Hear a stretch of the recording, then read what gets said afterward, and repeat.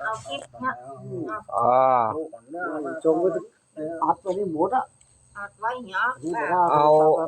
น้อยเป็นกำขอกหน้าด้วยเนาะ มันแบบเป็น ลุ เรื่อง ง ไป ก็จะได้ เนาะ คุมต้องคุมลุงชงเอามันไปเยอะแต่คุมลุงชงคุม ลุงจงต้องคุมได้ น้อยลุงเอาไป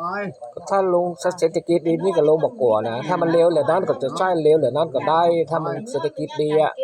ช่วยลุง แยกกันรู้ ถ้าเศรษฐกิจดีนี่ผมบักกึดหล่มพายสักน้อยละ ลุงไม่ฮอนลุงก็จะแบ่งลุงไปฮอนฮะ ลำยงลำไยมีราคาเหียนี่ ใช่ ปีเตี้ยมันได้เป็น6-7 แสนปุ่น ถ้ามันได้นักก็ใช่นัก ถ้ามันได้นอกก็จะโป้นไปเลยอ่ะ ถ้ามันใช่นักก็ เดี๋ยวให้มันเคลียร์กับพาเพ ได้นักก็ส่งนักเอาตามเนี้ยมันจะได้บอกเป็นเรื่องเป็นราวอย่าง แล้วก็ตี หลงมันต้องหนุนมันอยู่นะมันต้อง ตีตังโดนพุ่นก็ต้องเป็นหา มึงยอดไปเลยนะตังโดนแล้วแม่กลางขนาดมีไปน่ะ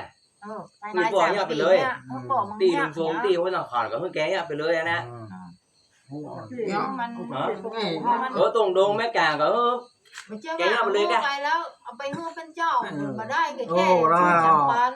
เพราะว่าเป็นเดี๋ยวยอดขอแม่ที่ว่าสุดเล่นได้ เหลือฮอ เนี่ย เนี่ย สัญญากันว่า3 ปีเนี่ยใส่ฮื้อป้นแต่ถ้าบอกป้นอย่างไรลุงทรงก็จึง อยู่ในหัวนี่ละ ห้าประกันฮื้ออ้าว ก่อนลุงก็ฮอกประกัน ถึงลงทรงเนี่ยอยู่ทรง ลุงทรงแล้วนะ พอครั้งนี้ครั้งสุดท้ายแล้ว ขอครั้งสุดท้ายอ้าว